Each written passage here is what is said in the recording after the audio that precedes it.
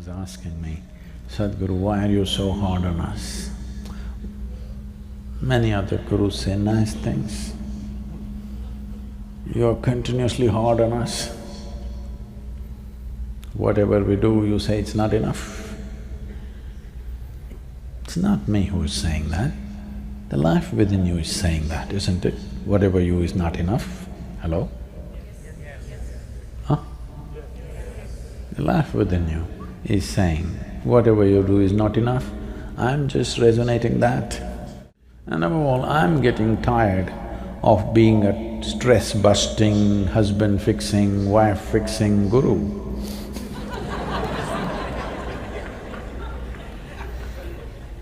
A yogi means he's supposed to do something to you which is beyond your physical and psychological drama. I'm not the director of your physiological and psychological drama that's going on. It's your business to run those two dramas well, isn't it so? There is enough intelligence within you to conduct life, yes or no? There's enough intelligence. The question is only, is it working for you or against you? When your intelligence works against you, you are a dumb thing. Yes, somebody else is working against you, we can manage it. We can manage it.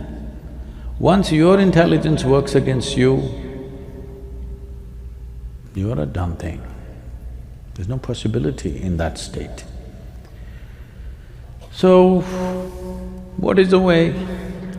Well, Adiyogi talked about three basic formats for realizing what's beyond. With one set of people, with the Saptarishis, who are seven very focused men,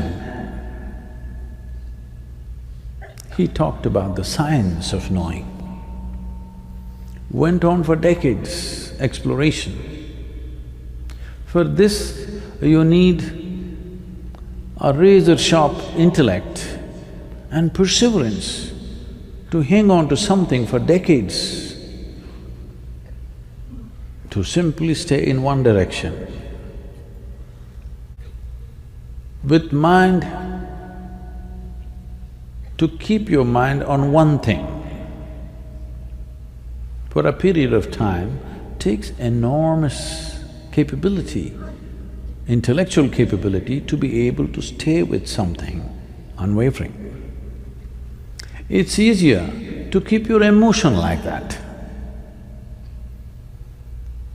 So when he saw the way he was teaching the Saptarishis, though initially everybody thinks they're intellectual and it entertains them when you talk about the science of it, after some time, they won't be able to stay on because it needs sharpness and perseverance. Those who are sharp are all over the place. Only those who are little dim have perseverance, unfortunately, in the world. To be sharp and to be absolutely in a state of perseverance always are a few, not too many. So he saw the next possibility. When his wife Parvati came, she came to him with enormous love and devotion. So, because her devotion and love for him was such, he could include her as a part of himself. She became one half of him and actually, in the Indian languages, the word for wife is ardhangi. That means she is literally a half of you. I think even in English there is a term like that, huh? Better half, bitter half, whatever. No, it depends case to case.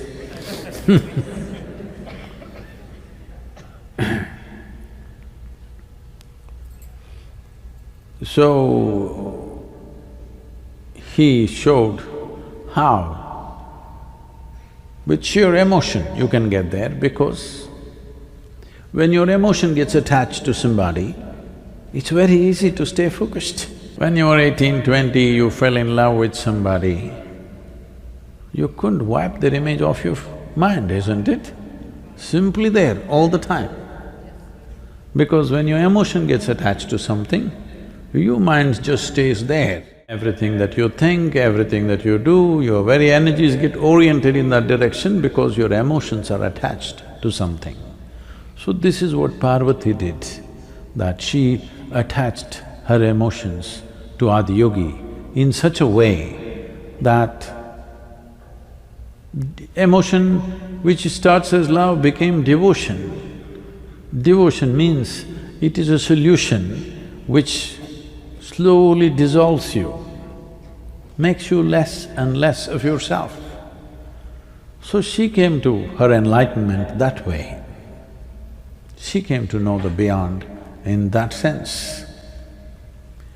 Then there were others who were his people. They are literally like they had fallen out of him. They asked, what about us? All these guys are shining up. What about us? He said, you don't bother about all this. This is for intellectual idiots, this is for emotional idiots. You don't worry about all that. You just be, you're anyway part of me, what is there to do for you? But don't worry about enlightenment and rubbish, you just be here, simply. Because you have no sense of yourself, you don't have to do anything, just hang around, that's all. So these are the three ways in which he delivered. In today's world, you have to start with the intellect because everybody thinks they just read high school science, but everybody thinks he's a scientist in this world right now. So if you want to train this intellect that it can stay like this for long periods of time, that's fantastic, that'll need lots of work. But your emotion is capable of like that. There have been times in your life when you're emotionally very strong with somebody, 24 hours. Has it happened or no? So you're more emotionally competent than intellectually competent. Whether you're a man or a woman, this is true for you, look at it and see. Maybe your love is not focused, but your anger at least is focused. That is an emotion. If your mind does not rise beyond the compulsions of your body, I'm sorry, I'm not talking to you. If you do not know how to raise your mind beyond the compulsions of your physiological compulsions, if you do not raise beyond that, then what's the point of talking to you of higher things? You are not yielding to your life's longings, you are settling for the ways of the body, that's all. Is it wrong? Not at all. It's just limited. Is it wrong to be limited? Not at all. But if it happens to me, I would consider it as a crime against my life. But different people have different standards, it's perfectly fine. It's just that, don't talk about lofty things when what you want is this. It's a waste of time for you and of course for me. A few physiological things have enlarged in their mind in such a way that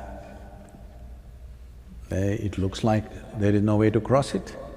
No, you just have to look at it with little more awareness, that's all. Don't you have the intelligence to cross these things? You have, believe me. It is just that your intelligence is mortgaged to so many things that it can't think straight. Because small physiological needs and psychological needs, you have dressed it up so much, with so many frills, you can't see through what it is.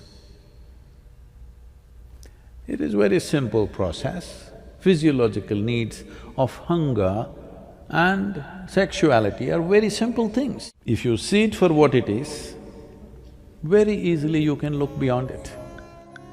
Body and mind are tools, are instruments given to you so that you live. Not that you get enslaved by those two tools, you're supposed to master them.